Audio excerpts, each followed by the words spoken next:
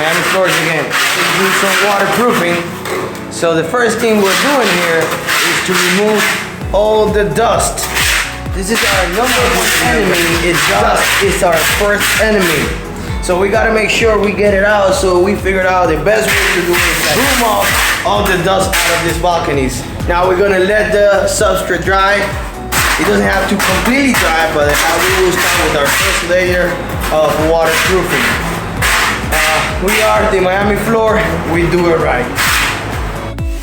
Now we're removing the excess of moisture, or actually ponds of water, so we can make sure there's not too much water on the substrate before the application of the waterproofing. We did this one.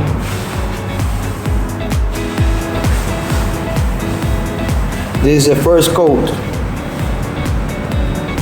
And once it dries, it gets completely red blood and it's not shiny.